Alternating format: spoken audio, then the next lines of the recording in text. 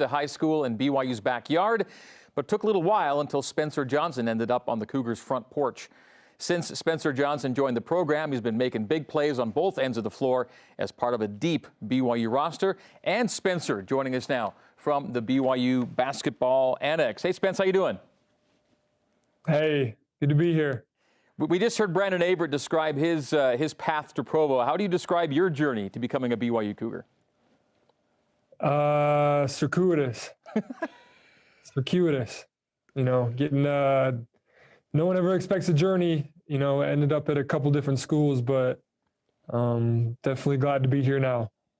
American Fork High School to Weber State to Salt Lake Community College to BYU. Am I leaving anything out there? One semester at Utah Valley. Yeah. Oh, that's right too. Yep. Yeah, bring the Utah Valley. So American Fork, Weber, UVU, Salt Lake Community College, BYU as a sophomore. Yeah, and he's got a ways to go yet. I love it.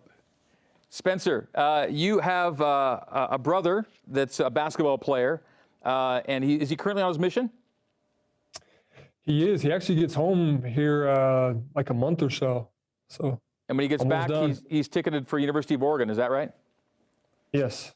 How is he different from you as a player? Well, he's 7 feet tall. Yeah, a little taller than you. There's a little difference.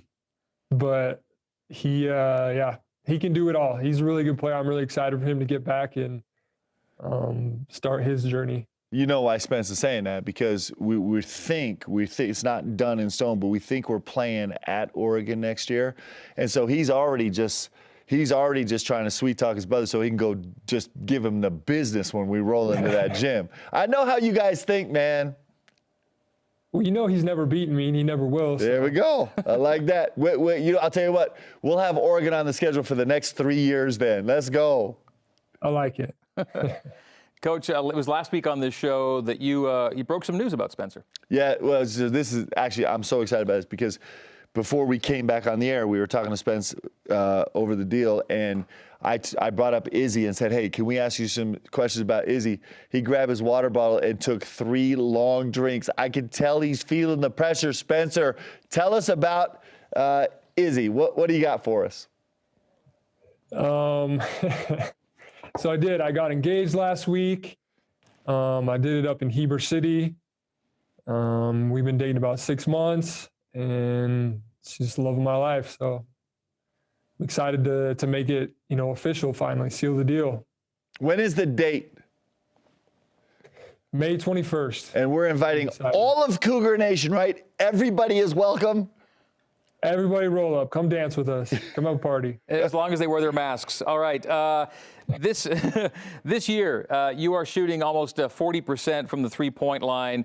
It's clearly a shot you're really comfortable with. You're not known only as a three-point shooter.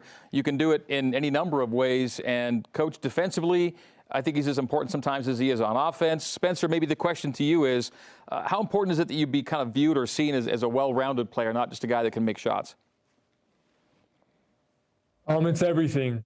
In the game of basketball, you're only as good as, the positions that you can defend. So definitely we're focused on defense and getting stops first and rebounding. And the offense is going to take care of itself. But, those are the things that we're concerned about. And this past week, Coach Pope, at Pepperdine, 15-point game, couple steals and scores, makes a huge three-point play in second overtime against Pacific. Just plays being made by this guy. Yeah, and it's for a young player, which Spencer still is, when you build your game on something that's reproducible every single night, which he's done by guarding, right? On the defensive end, it's reproducible every single night. What it does is it gives him a platform, a baseline of where he knows for sure he can help this team in massive ways, and then he's been able to do some special things offensively too. Like at Pepperdine, he had a terrific offensive game.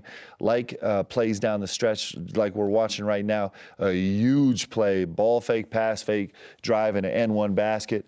He's just finding all kind of new ways to make giant contributions to his team based on this baseline of, I know every time I put him in the game, he's going to guard and he's going to have an impact on the game defensively. And when you grow your game from there, you really have a tremendous ceiling because it means that you're going to be functional every single night you're on the floor. I'm so proud of Spencer. You know, like you talked about, I mean, Spence, you could address this. Your road, there's been several times where maybe in your heart you weren't asking questions, but it seemed like there were a lot of questions swirling around you, and you just have got yourself to a really special place right now. Yeah, I mean, having to, you know, transfer to a couple different schools, and it's not an easy journey. So, you know, one thing I definitely learned was you have to believe in yourself no matter what, and just know that, you know, at the end of the day, you got to know what's in your heart and what you bring to the table, and you just got to go with your dreams and roll with it. Well, Spencer, so glad you're part of the program, and glad you were on this program tonight as well. We look forward to seeing you out on the road this week. Thanks, bud. Thanks, Greg. Spence, next time you got to bring Izzy on, man. No more solo appearances, bro. Deal. We'll set it up. Deal. All right, Spencer Johnson, good stuff. Appreciate it, guy. All right, after